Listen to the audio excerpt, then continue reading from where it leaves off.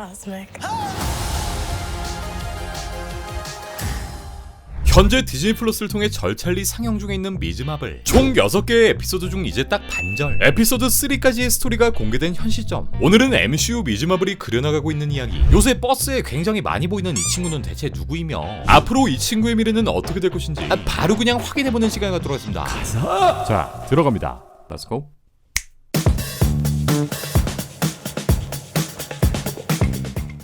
미즈 마블은 2013년 8월 마블의 원작 코믹스 캡틴 마블 14화를 통해 첫 등장했는데, 때는 엄맨이 형의 마지막 영화 아이언맨 3의 개봉 3개월 후 우리 햄식 형의 또르 다크월드 개봉 3개월 전 처음으로 세상에 그 모습이 공개되었고, 당시까지 마블 코믹스에서 듣도 보도 못한 신박한 설정, 바로 수많은 마블 히어로들의 덕후 소녀가 직접 히어로가 되는, 실제 코믹스를 보는 많은 팬들의 공감을 얻게 되었고, 파키스탄계 이민자 가정에서 태어난 최초의 10대 무슬림 소녀라는 파격적인 소재를 통해 이걸 만든 마블도 예상하지 못한 큰 인기, 또 SF계 노벨상이라 불리는 2015년 휴고상에서 최우수 그래픽 스토리 부분에 수상되는 등 엄청난 기염을 토하게 됩니다.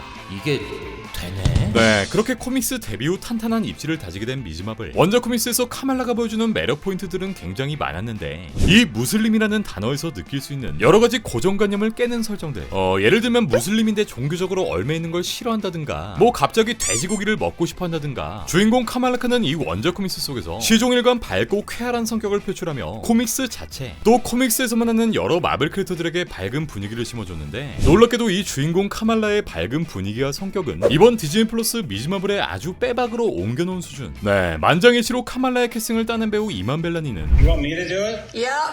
Okay, Yeah. come on, you did amazing work. You've done amazing work, and we'd be honored if you would play Kamala Khan for us in the Miss Marvel show. And it was a unanimous decision. Oh my god. Perfect. Myself right now. I can't comprehend this right now. 원작 코믹스 속 카말라처럼 마블의 엄청난 광팬, 특히 아이언맨을 엄청나게 사랑하는 찐 덕후였고,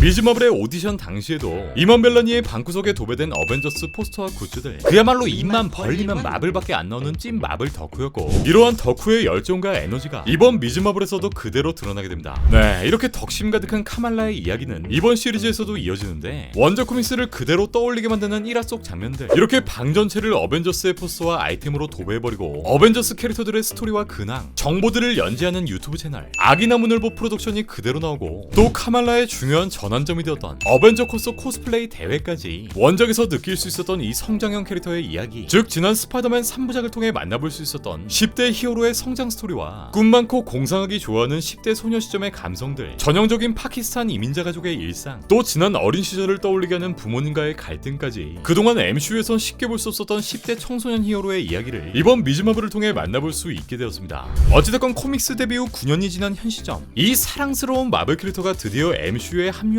이제 또 다른 마블 캐릭터들과 함께 MCU의 미래를 이끌어 나갈 예정인데, 때문에 이번 미즈 마블엔 그동안의 MCU 작품들과 연계된 떡밥, 다른 마블 영화들과의 연결고리 떡밥들도 등장하는데, 먼저 작년 9월 개봉한 MCU 영화 샹치와 텔링지의 전설소, 요 텔링지를 떠올리게 하는 미즈 마블의 팔찌 뱅글. 원작 코믹스의 내용과는 달리 이번 미즈 마블 속 카말라의 능력은 이 팔찌 뱅글을 통해 발현되는데, 에피소드 3화엔 카말라의 증조 할머니 아이샤의 과거 해상 장면, 바로 이 사원행 10개의 원, 또 중간에 있는 칼 그림까지 텔링즈의 떡밥을 던지며 이 작품과의 연결고리를 암시합니다. 이 작품 속 외누 또한 의문의 방법을 통해 이 텔링즈를 손에 얻게 되었는데, 이 장면을 통해 텔링즈와 뱅글은 어쩌면 같은 기원을 갖고 있는 미스티가치의 유물일 가능성이 높아지게 되었고, 이 두 팔찌가 어떤 연결고리를 갖게 될지는 앞으로 진행되는 스토리를 통해 확인해봐야 할 것 같습니다. 마찬가지로 에피소드 3화 속 등장한 새로운 떡밥, 바로 토르 시리즈 속 제인과 함께 일했던 셀빅 박사에 대한 논문 또한 언급되는데, 이번 페이지 4부터 진행되고 있는 멀티버스의 떡밥, 그러니까 이 차원 간 이동 기동 떡밥 또한 이번 미즈마블에서도 확인할 수 있으며, 카말라가 갖고 있는 요 소중한 팔찌 뱅글 또한 이번 작품의 빌런인 클랜데스타인 진들이 자신의 행성으로 돌아가기 위한 중요한 열쇠, 즉 차원의 문을 여는 키로 등장하게 되며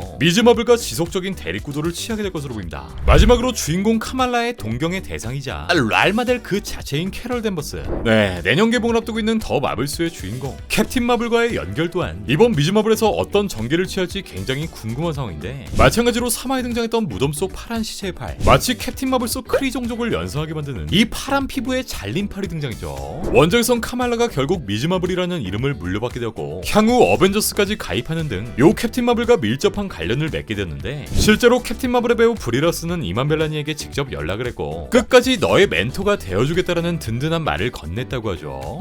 당장 1년 후에 개봉하게 될 더 마블스엔 이번 미즈마블의 카말라 칸이 주인공급 비중으로 등장할 것으로 보이는데, 때문에 이번 미즈마블 후반부엔 캡틴 마블, 또 지난 완다비전에서 또 다른 캡틴 마블의 능력을 보여주었던 모니카 램보의 등장까지 기대해봐도 좋지 않을까 싶습니다. 어찌됐건 이러한 미즈마블의 다양한 떡밥들은 현재 그려지고 있는 MCU 페이지 4의 퍼즐들을 하나하나 조심스레 맞추고 있는 느낌이고, 이번 페이지 4는 지난 페이지 1과 같은 어벤져스급 팀업 무비의 제작이 진행되지 않는 상황이라 이번 미즈마블을 통해 향후 팀업 연계를 보여주게 될 더 마블스의 연결성까지 고려하고 있다는 생각이 듭니다.